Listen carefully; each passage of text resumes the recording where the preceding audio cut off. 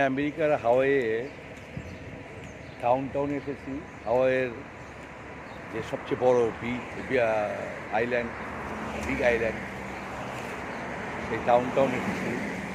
এটা হিস্টোরিক্যাল একটা প্লেস। এই বাড়িগুলো এগুলো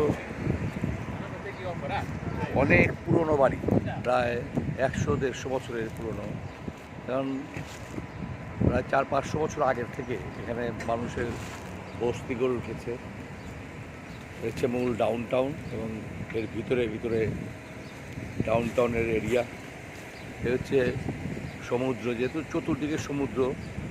আর এখানে হাওয়াই মূলত 8টি আইল্যান্ড নিয়ে হাওয়াই, তো 5-6টি আইল্যান্ডে মানুষ থাকে, বাকিগুলো তো থাকে না। তাকে দুটো আবার পুলিশও থাকে, আর্মি থাকে। আর সবচেয়ে বড় হলো এখানে যাতায়াত ব্যবস্থা খুব ভালো, কারণ এক জায়গা থেকে আরেক জায়গায় প্লেনে যেতে হয়। কারণ প্রত্যেকটা আইল্যান্ডই হচ্ছে সমুদ্রের মাঝখানে, আর এটা পৃথিবীর শেষ সীমানা।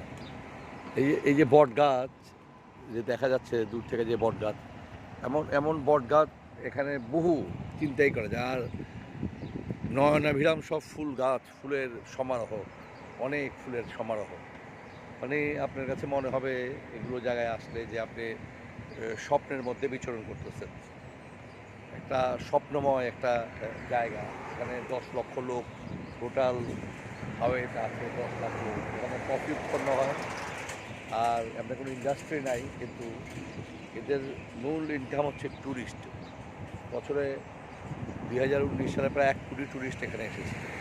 একটা বিশাল ইনকাম আর একটা স্বাস্থ্যকর জায়গা, তার কারণ সারা বছর হালকা ঠান্ডা, হিমেল বাতাস বলতে থাকে সারা বছরই। মানে চমৎকার ওয়েদার। আর এখানে কয়েক বছর আগে একটা সুনামি হয়েছিল, প্রায় 11-12 ফিট পানি, এগুলো সব বিল্ডিং ডুবে গিয়েছিল, কিন্তু বিল্ডিং তেমন ক্ষতিগ্রস্ত হয়নি। আবার এগুলোকে রিপেয়ারিং করছে, এরা করে ঠিক করেছে। আবার আমার মনে হয় বছরখানিক আগেও মোলাকাও না কি একটা ওদের আইল্যান্ড আছে, সেখানেও সুনামি হয়েছে।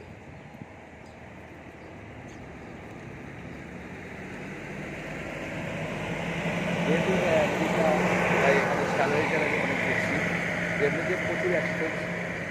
অন্য দেশের তুলনায় এখানে হোটেলের ভাড়া, খাওয়া সব কিছুই এক্সপেন্সিভ, দাম একটু বেশি।